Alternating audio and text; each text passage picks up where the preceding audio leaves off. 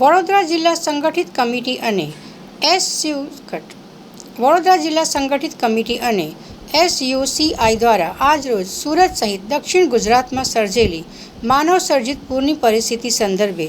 Socialist unity centre of India પક્ષ દ્વારા વડોદરા જિલ્લા કલેક્ટરના માધ્યમથી રાજ્યના મુખ્યમંત્રી શ્રીને આવેદનપત્ર પાઠવવામાં આવે છે કે સુરતમાં જે પૂરની સ્થિતિ દિવસે દિવસે વધતી જાય છે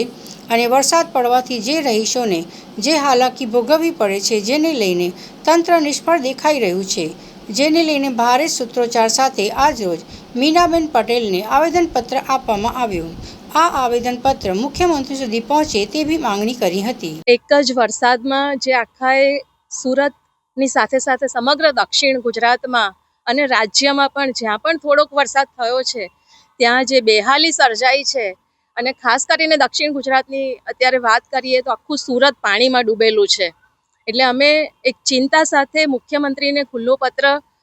વડોદરા જિલ્લા કલેક્ટરના માધ્યમથી મોકલવા માંગીએ છીએ, આજે મોકલી રહ્યા છીએ અને ખાસ માંગણી કરી રહ્યા છીએ કે જે રીતે આ વિકાસને નામે જે ચાલી રહ્યું છે, લોકો હેરાન પરેશાન છે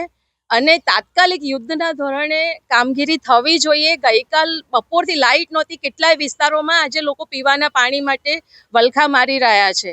તો જે બચાવ કામગીરી તાત્કાલિક યુદ્ધના ધોરણે થવી જોઈએ એ થવી જોઈએ, અને લોકોની જે હેરાનગતિ થઈ રહી છે આ વિકાસને નામે આડેધડ જે રીતે કામો થઈ રહ્યા છે, રસ્તાઓમાં લોકો આખા ખાડામાં ધસી જઈ રહ્યા છે, એવી પરિસ્થિતિ ચારે તરફ જોવા મળી રહી છે. એની એક ચિંતા છે અને અમે સરકારશ્રીને ખાસ માંગણી કરીએ છીએ કે આ પરિસ્થિતિમાંથી લોકોને બચાવવામાં આવે.